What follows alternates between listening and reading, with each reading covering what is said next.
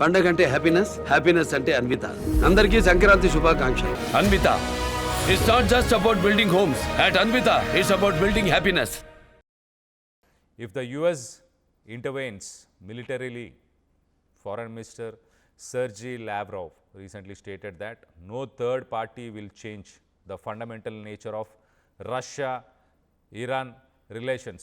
So Russia-Iran relations ni ఎవ్వరు ఇంకో third country ఇంకొక దేశం ఎవరు వచ్చి కూడా దాన్ని చేంజ్ చేయలేరు అంటూ చెప్పుకొచ్చే ప్రయత్నం చేశాడు ఇటు రష్యా ఫారెన్ మినిస్టర్. అంటే మూడో ప్రపంచం గనక రష్యా ఇరాన్ రిలేషన్లో అంటే ఇరాన్ విషయంలో ఎవరైనా పొరపాట్లు చేస్తే కనుక ఖచ్చితంగా దానికి బదులిస్తాము, దానికి ఘాటుగా బదులిస్తామంటూ చెప్పుకొచ్చే ప్రయత్నం చేశాడు.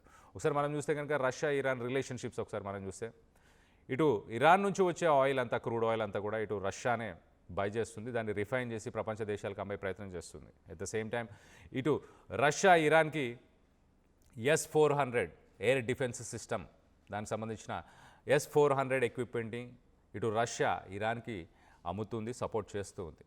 సో ఇరాన్ రష్యా రిలేషన్స్ ఇలా ఉన్నాయి. అలాగే మనం ఒకసారి ఇరాన్ చైనా రిలేషన్స్ ఒకసారి చూస్తే కనుక ఇరాన్ చైనా రిలేషన్స్లో ఆల్మోస్ట్ 80% ఇరాన్కి సంబంధించిన ఆయిల్ మొత్తం ఇటు రష్యానే బై చేస్తుంది, ఇటు చైనా బై చేస్తుంది. సో మేజర్ బయర్ అని చెప్పొచ్చు. సో ఇరాన్కి చైనాకి కూడా రిలేషన్స్ ఉన్నాయి, మంచి రిలేషన్స్ ఉన్నాయి. ఇటు రష్యా యుక్రెయిన్ వార్లో యూస్ చేస్తున్న షాహిద్ డ్రోన్స్, ఆ డ్రోన్స్ని కూడా ఇరానే సప్లై చేస్తుంది ప్రస్తుతానికి. సో చైనా కూడా ఇటు ఇరాన్ జోలికి వస్తే వదిలిపెట్టేది లేదు. రీసెంట్ టైమ్స్లోనే చైనా అమెరికాకు సంబంధించిన bonds, US treasury bonds 1.3 trillion బాండ్స్ని ఒక్కసారిగా డిస్పోజ్ చేసేసింది, తక్కువ రేటుకి అమ్మేసింది. ఆ బాండ్స్ ఏంటంటే అమెరికా నుంచి అప్పులు తీసుకుంటారు ప్రపంచ దేశాలన్నీ కూడా.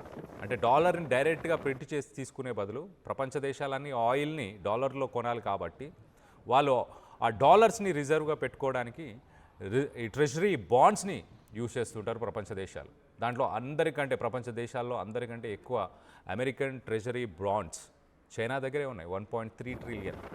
ఇప్పుడు ఆ 1.3 ట్రిలియన్లో 500 బిలియన్ బాండ్స్ని ఒక్కసారిగా అమ్మేసింది. ఇప్పుడు ఓన్లీ 800 బిలియన్ బాండ్స్ ఉన్నాయి. సో మొత్తం మీద ఇటు next highest US treasury bonds ఉన్న కంట్రీ వచ్చేసి జపాన్. సో జపాన్ దగ్గర కూడా బాండ్స్ తగ్గించుకుంటున్నారు. ప్రపంచ దేశాలన్నీ కూడా డాలర్ని పక్కన పెట్టాలన్న ప్రయత్నం చేస్తున్నాయి. అందరూ ప్రస్తుతానికి గోల్డ్ని బై చేస్తున్నాయి. ప్రపంచ దేశాలకు సంబంధించిన సెంట్రల్ బ్యాంక్స్, మన ఆర్బీఐ లాంటి బ్యాంక్స్ అన్నీ కూడా ఇప్పుడు గోల్డ్ని బై చేసి గోల్డ్నే రిజర్వ్గా యూజ్ చేద్దాం అనుకుంటున్నారు. ఇటు ఇరాన్తో పాటు మిగతా దేశాలు, బ్రిక్స్కి సంబంధించిన దేశాలు కూడా రానున్న రోజుల్లో వాళ్ళు ఇటు ఆయిల్ ట్రేడ్ కానీ మిగతా ట్రేడ్ అంతా వీటన్నిటిని కూడా ఇటు గోల్డ్లో కానీ అలాగే చైనాకి సంబంధించిన కరెన్సీ యాన్లో కానీ చేద్దామన్న ప్రయత్నం చేస్తున్నారు. మన విజువల్స్లో చూడొచ్చు, ఇటు అమెరికాకు సంబంధించిన నౌకలు ప్రస్తుతానికి ఇటు ఇరాన్ సముద్ర తీరాన్ని చేరుకునే ప్రయత్నం చేస్తున్నాయి. ఎట్ ద సేమ్ టైం ఇటు సౌత్ ఆఫ్రికా, చైనా, అలాగే బ్రిక్స్ దేశాలు, రష్యా, ఈ బ్రిక్స్ దేశాలకు సంబంధించిన నౌకలన్నీ కూడా ప్రస్తుతానికి సౌత్ ఆఫ్రికాలో నెలకొని ఉన్నాయి.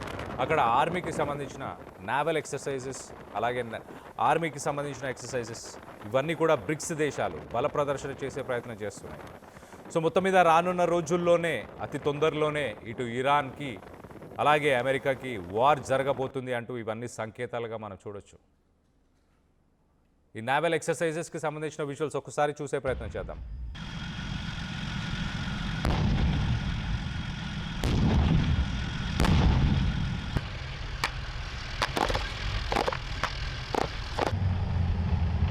The Army is transforming and modernizing to meet the challenges of today and prepare for the battlefield of tomorrow. We're putting soldiers first, tackling emerging threats, and ensuring the Army stays the most capable and lethal land force in systems, and investing in tools that actually matter to you. Take the Infantry Squad vehicle, for example. It's built with 80% commercial parts, making it easier to repair and maintain anywhere in the world. It's tough and gives you the mobility you need in the fight, and it's just one...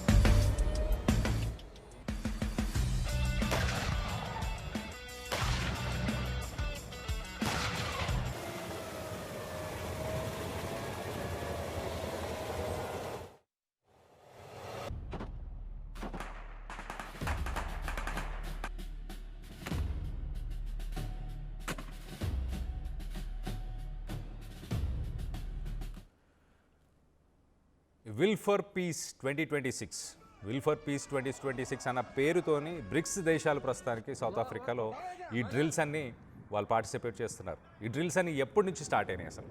ఇటు Venezuela ప్రెసిడెంట్ని ఇటు America arrest చేసిన తర్వాత, Trump arrest చేసిన తర్వాత ఈ will for piece, ప్రపంచ దేశాల శాంతి కోసం విల్ ఫర్ పీస్ 2026 అంటూ ఈ నావల్ ఎక్సర్సైజెస్ని స్టార్ట్ చేశారు. దీంట్లో చైనా, రష్యా ఎలాంటి యుద్ధ నౌకలను వాడుతుంది చెప్పే ప్రయత్నం చేస్తాం. ఒకసారి మనం చూస్తే కనుక ఇటు చైనా గైడెడ్ మిసైల్స్తోని యూజ్ చేసే ఒక డెస్ట్రాయర్, ఒక వార్షిప్ని ప్రస్తుతానికి అక్కడ నెలకొల్పింది. ఆ వార్షిప్ పేరు టాంగ్షాన్, అలాగే షిప్ తైహు. ఈ రెండు మిసైల్ డెస్ట్రాయర్స్, అంటే ఎవరైనా మిసైల్స్ని ప్రయోగించినప్పుడు వాటిని డెస్ట్రాయ్ చేయడానికి ఇవి పనికొస్తాయి. దీని దగ్గర కూడా యాంటీ మిసైల్స్ ఉంటాయి, వాటిని న్యూట్రలైజ్ చేయడానికి. అలాగే రష్యా చూస్తే మనం ఒకసారి రష్యాకు సంబంధించిన ఫ్లీట్ ట్యాంకర్ ఎల్నియా, దాంతోపాటు ఇటు స్టాయ్కీ, రష్యాకు సంబంధించి స్టాయ్కీ, ఎల్నియా అనే 2 వార్షిప్స్ అక్కడ నెలకొన్నాయి. అలాగే ఇరాన్ మనం చూస్తే ఇరాన్కి సంబంధించిన సీ బేస్ ఐరిస్ మ్యాక్రన్, దాంతోపాటు కార్వెట్ ఐరిస్ నాహది, అలాగే దాంతోపాటు మనం లొకేషన్ ఒకసారి చూస్తే ఫాల్స్ బే, సౌత్ ఆఫ్రికా. సో మొత్తం మీద ఇటు ఇరాన్కి సంబంధించి వార్షిప్స్ 2 ఉన్నాయి, రష్యాకి సంబంధించి వార్షిప్స్ 2 ఉన్నాయి, అలాగే చైనాకి సంబంధించి వార్షిప్స్ 2 ఉన్నాయి. మిసైల్స్ని ఈజీగా న్యూట్రలైజ్ చేయడానికి ఇవన్నీ పనికొస్తాయి. సో అమెరికన్ బేసెస్ మనం చూస్తే కనుక అమెరికాకి సంబంధించిన మిలిటరీ బేసెస్, ఇటు ఇరాన్ పక్కనే ఉన్న ఖతర్లో అమెరికాకి సంబంధించిన మిలిటరీ బేసెస్ ఉన్నాయి, అలాగే బ్రిటిష్కి సంబంధించిన మిలిటరీ బేసెస్ ఉన్నాయి. సో ఇమీడియట్గా ఇరాన్ మీద ఒక్క మిసైల్ ప్రయోగించిన వీళ్ళు వెంటనే పక్కన ఖతర్లో ఉన్న అమెరికన్ మిలిటరీ బేసెస్ని వాటిని టార్గెట్ చేసి వాటి మీద మిసైల్స్ని ప్రయోగిస్తారు. సో యుద్ధానికి సంబంధించి బల ప్రదర్శన ప్రస్తుతానికైతే ఇటు బ్రిక్స్ దేశాలన్నీ చేస్తున్నాయి. సో ట్రంప్ వెనక్కి తగ్గే అవకాశం ఉంది, కానీ అనలిస్టులు మాత్రం ట్రంప్ ఖచ్చితంగా ఆ డెసిషన్ తీసుకునే అవకాశం ఉంది అంటూ ఇటు ministry of external affairs India కూడా ముందే జాగ్రత్త పడదాం అన్న ఉద్దేశంతో భారత్కి సంబంధించిన 10,000 మంది 10,000 సిటిజన్స్ని వెనక్కి రావాలంటూ కూడా కోరారు. సో యుద్ధం జరగబోతుంది అన్నట్టు చాలా క్లియర్గా అర్థమవుతుంది. సో ఎప్పుడు జరగబోతుంది ఏంటి అని మరిన్ని వివరాలు తెలుసుకునే ప్రయత్నం చేద్దాం ఒక షార్ట్ బ్రేక్ తర్వాత. Welcome back. సో మొత్తానికి ప్రపంచ దేశాలు అన్నీ, ఇటు బ్రిక్స్ దేశాలు ముఖ్యంగా, ఇటు చైనా, అలాగే రష్యా, అలాగే సౌత్ ఆఫ్రికా, అలాగే ఇండియా, ఈ కంట్రీస్ అన్నీ కూడా ఏం స్ట్రాటజీస్ని ముందుకు తీసుకెళ్లే ప్రయత్నం చేస్తున్నాయి. ఒకవేళ అమెరికా ఇరాన్పై యుద్ధానికి వస్తే కనుక చైనా చేసే స్ట్రాటజీస్ ఏంటి ఒకసారి అవి చెప్పే ప్రయత్నం చేస్తా. ఇటు సూయజ్ కెనాల్, అలాగే దాంతోపాటు ఇటు రెడ్ సీ, ఈ 2 ప్రాంతాల నుంచి ఆయిల్ ప్రయాణిస్తుంది. ప్రపంచ దేశాలకి ఆయిల్ని సరఫరా చేసే ఈ కేప్ ఆఫ్ గుడ్ హోప్, అలాగే ఇటు ఈ సూయజ్ కెనాల్, అలాగే రెడ్ సీ, ఈ 2 బ్లాక్ చేస్తే కనుక అమెరికన్ నేవీ ఇటు అట్లాంటిక్, పసిఫిక్, అలాగే ఇండియన్ ఓషన్స్లో ఒక్కసారిగా విచ్ఛిన్నం అయిపోతాయి. సో వాళ్ళ స్ట్రెంగ్త్ తగ్గిపోతుంది.